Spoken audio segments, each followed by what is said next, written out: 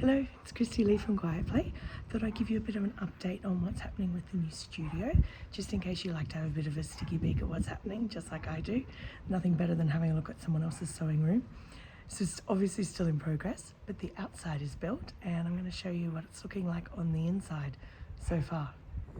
Here's the outside of the studio, and you can see there's a little deck area here, which will be lovely. Set up some chairs and a table or something, sit out here and enjoy the afternoon sun. Then we have big glass sliding doors, which let in heaps of light.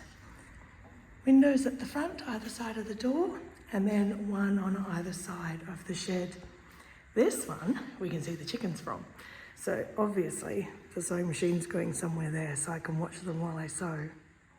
But back to the beginning, over here on this side, I'm planning to have like a lounge, a little table, somewhere where my family can come and sit and chat to me while I sew.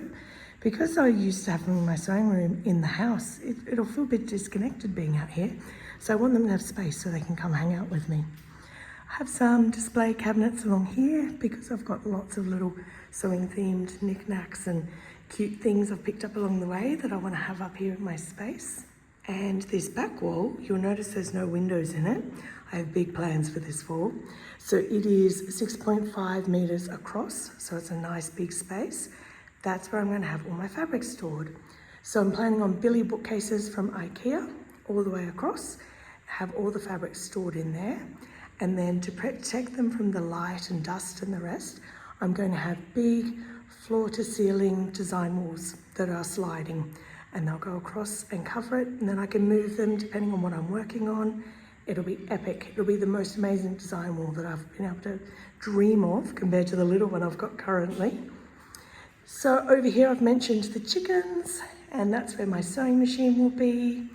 In this corner I will have the computer set up so I can design, I can sew, I can play with fabric. In the middle there will be a large cutting table as well, and I'll probably have my ironing board probably over here somewhere near my sewing machine.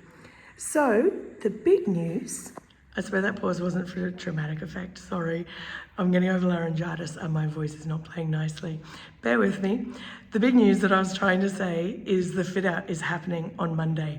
That means the chippy and the sparky, that's what we Aussies call our tradies for the carpenter and the electrician. They're coming out in just a few days to get started. So what you see here, the bare shed walls, that's going to be all covered and lined with VJ panels, which will look beautiful.